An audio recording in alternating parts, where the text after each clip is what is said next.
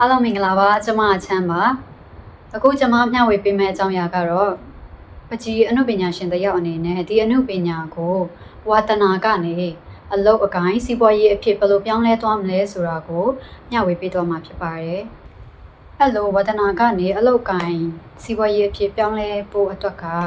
အသုံးချလို့ရမယ်နည်းလမ်းတစ်ခုဖြစ်ပါတယ်အဲ့ဒါကဘာလဲဆိုတော့ creative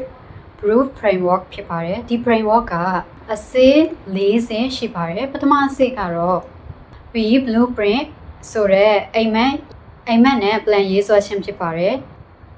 ဒီအစစ်မှာကကိုယ့်ရဲ့ dream life ကိုကွက်ကွင်း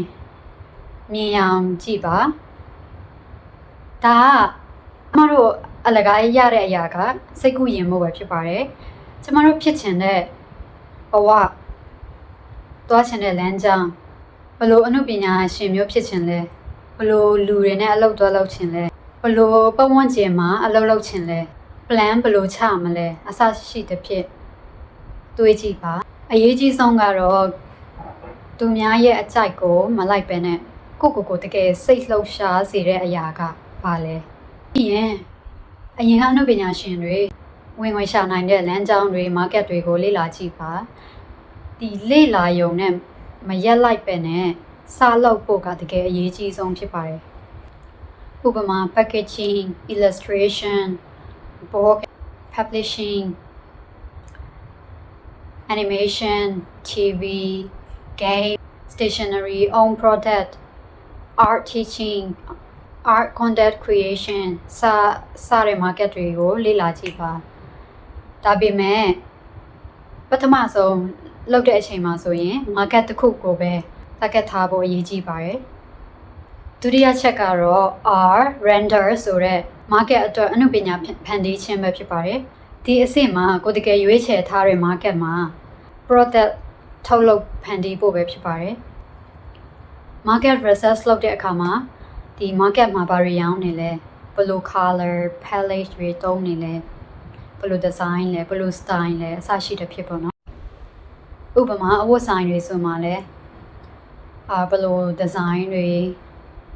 ဘယ်လို fashion အမျိုးအစားတွေခေတ်စားနေလဲပြီးတော့စာအုပ်ဆိုင်တွေမှာဆိုရင်လည်း book cover တွေကိုလေ့လာကြည့်တာမျိုး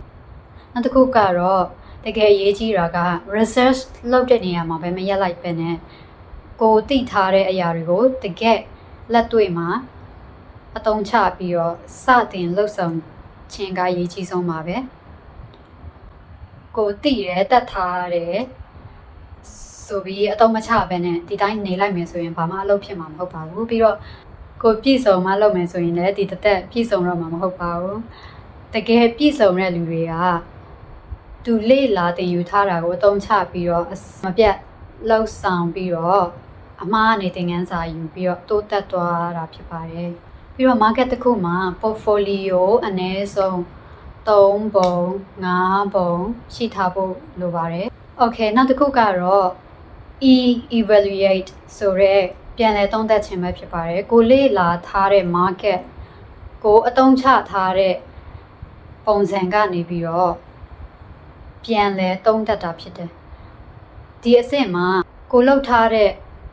အလုပ်တွေထဲမှာဘာအားသာချက်တွေတွေ့ထားလဲဒီအားသာချက်ကိုပြန်လည်အသုံးချမယ်ပြီးတော့အားနည်းချက်ကဘာတွေလဲဒီအားနည်းချက်စီကနေအားသာချက်ဖြစ်အောင်ပြောင်းလဲဖို့အတွက်အရေးကြီးတယ်ကိုလှုပ်လိုက်တဲ့အလုပ်တွေထဲမှာမအောင်မြင်တာဘာတွေရှိလဲဒီမကောင်းမှုဆိုရင်လည်းပယ်ထုတ်လိုက်ပြီးရင်ပြန်လဲတိုးတက်ဖို့အတွက်လည်း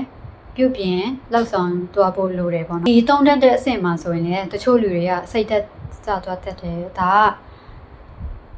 စိတ်တက်ကြရင်လည်းခဏပဲကြာပြီးတော့ပြန်ထမယ်ပြီးတော့ကိုလောက်ဆရာရှိတာဆက်လုပ်မယ်ခုနပြောသလိုအမှားကနေသင်ခန်းစာယူပြီးတော့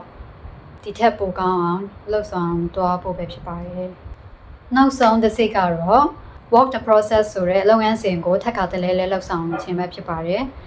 ဒီအဆင့်မှာဆိုရင်ခုနပြောသွားတဲ့3ဆင့်ကိုထက်ခါတလဲလုပ်နေဖို့ဖြစ်ပါတယ်ကိုလှုပ်လိုက်တဲ့အချိန်တိုင်းစီကနေပြီးတော့ကိုအနုပညာပိုကောင်းလာဖို့ လမ်းကြောင်းပိုရှင်းလင်းသွားဖို့ပဲဖြစ်ပါတယ်နောက်ဆုံးတစ်ခုအကြံပေးချင်တာကတော့သူများအရင်ကလုပ်ထားတဲ့အရာတွေကိုတေချာစစ်ပြီးတော့လေ့လာသင်ယူနိုင်ရင်တော့အချိန်နဲ့ကိုယ့်ရဲ့ခွန်အားကိုချွေတာပြီးသားဖြစ်တယ်ပေါ့နော်အခုပြောသွားတဲ့ creative proof framework ဆိုတာကအနုပညာလမ်းကြောင်းမှာဝတ္တနာကနေအလုပ်အကိုင်းစီးပွားရေးအဖြစ်ပြောင်းလဲနိုင်တဲ့တိဆောက်သွားနိုင်အောင်ကူညီပေးတဲ့လမ်းညွှန်တစ်ခုပဲဖြစ်ပါတယ်ဒီဗီဒီယိုတွေကနေအကျိုးရမယ်ဆိုရင် like and share လေးနဲ့အားပေးလို့ရပါတယ်နောက်ဗီဒီယိုမှာပြန်ဆုံကြမယ် bye